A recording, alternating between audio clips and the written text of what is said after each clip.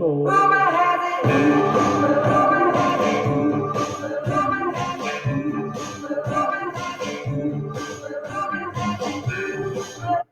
All right, everybody. Rumor has it. What does the rumor say about Dido and Aeneas?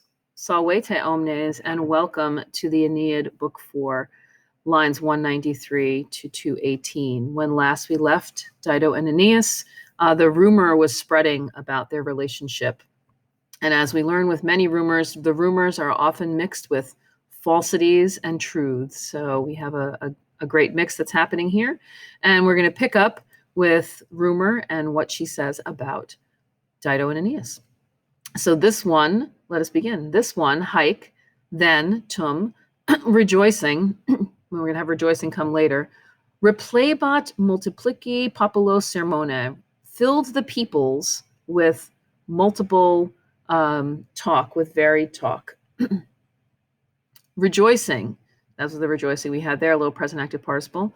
And singing about things done and undone. And she sang, or she proclaimed equally, pariter, things that were facta and infecta, things done and undone. So what were the things that she talked about? So when you have something like this, you might think you will have a indirect statement. So if somebody's saying that something's happening, or singing that something is happening, we'll probably be looking for an accusative and infinitive. So she said that aneon, you might remember aneon is a Greek accusative from our national Latin exam. She said that Aeneas had come, born from Troiano sanguine, from Trojan blood. That Aeneas had come, born from Trojan blood, to whom, cui se pulchra viro dignator jungere Dido, to whom Dido had deigned to join herself. To whom, beautiful Dido had deigned to join herself as a husband. To whom, as a husband, Dido deigned to join herself. Little deponent verb there. And that now they were caressing each other, foera. Remember, we have an infinitive here in the indirect statement. Throughout the winter, hiemem. They were caressing among themselves, or each other, you can say, in luxury throughout the, as long as it may be, throughout the winter. So they're caressing themselves, they're having a great time, they're kind of languishing in this state that they're in, this state of love or marriage. And they are immemores regnorum. This is a genitive of remembering or forgetting here. So we have a genitive of forgetting. Forgetful of their regnorum, of their kingdoms, and seized with a turpi cupidine, and seized with a shameful desire. So they are forgetful of their kingdoms, immemores regnorum, and seized with a shameful desire. Okay, just like rumors, did you hear? Did you hear? That's what this rumor is saying. And she's saying into the mouths of men, this loathsome goddess, this foida possum, foia dea, is spreading things everywhere, possum, into the aura of men, into the mouths of men.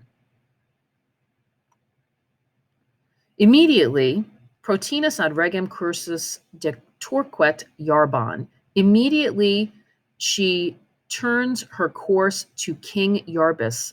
I don't know if you know about King Iarbas, but he was one of the African chieftains that was pursuing Dido. But Dido, we're going to learn about a little bit more about her background, but Dido did not want, she was very faithful to her dead husband, and she did not want to marry any of the African suitors.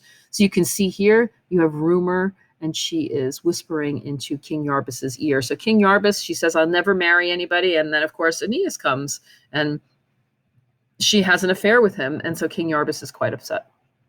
Okay, and she incendit animum dictis atque agerat iras.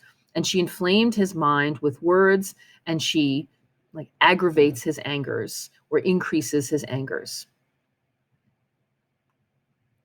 Oh, we have the English coming up there.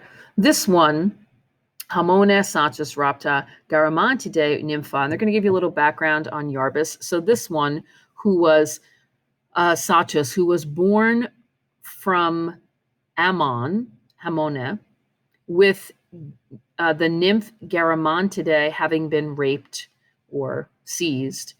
So this one, born from Hammon, with the nymph and her name is Garamond today, having been seized. This is Iarbas. So he erected or put up Templa Centum, 100 temples to Yovi. Yovi is Jove. Jove is the other name for Jupiter. In his Latis Regnis, in his broad kingdoms. And he put up 100 aras as well. So King Iarbas is quite dedicated to the gods. And he had sacrawarated, he had consecrated a vigilem ignem, a watchful fire. Okay. Excubias divum aeternas, pecudumque cruora pingue solum et varias Florentia limina. And then he describes here a little bit about how he puts up what he does at these. These are the eternal excubias, the eternal sentinels of the gods. And with the cruora pecudum, with the blood of sheep, sadly they sacrifice the sheep. The fertile earth, the solum pingue, and the thresholds, the limina, with Florentia, flowering with vari certis, with various flowers. Okay, and isque, amens, and crazed of mind, and acensus, aflamed by this amaro rumor, crazed of his mind and inflamed by this bitter rumor. This one, understood, this is King Iarbas, is said to have beseeched, and you have to go all the way down here to Arasa, which is short for Arawissa. He is said to have beseeched Jove, who is Jupiter, this is a little bit convoluted, ante aras, before the altars.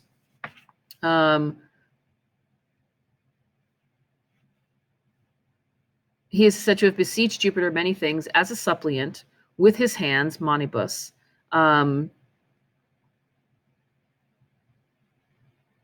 With his hands upturned, and between the altars, between the gods, or among the divine spirits of the gods.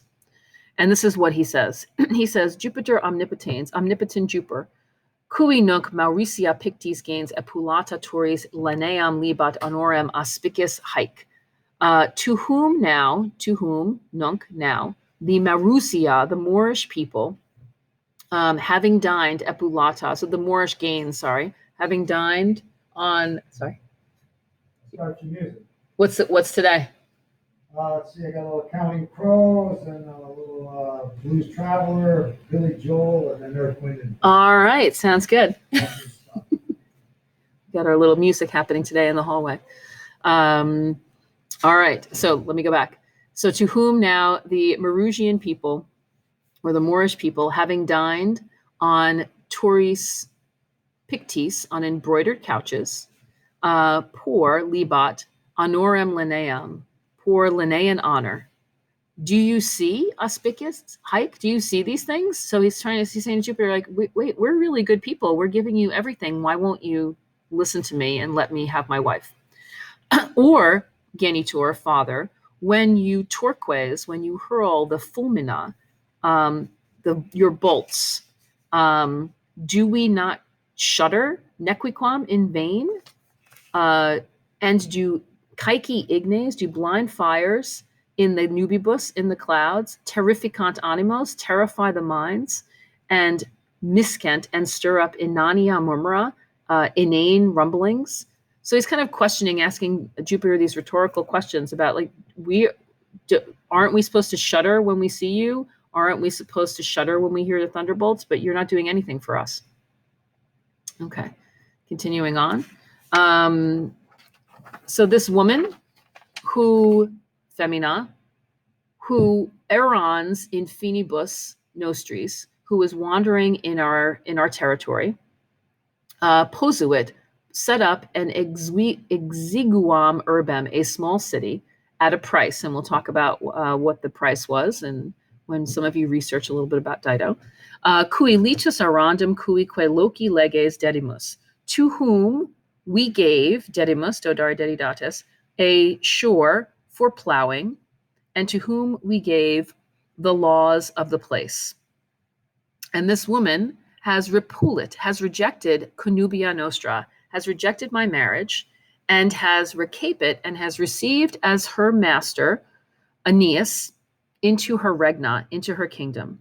And nunc, and now ille Paris, that Paris, with his semi-viro comitatu, with his effeminate retinue or his effeminate entourage, having tied the Myonian cap, and with, having tied the Myonian mitra cap, and with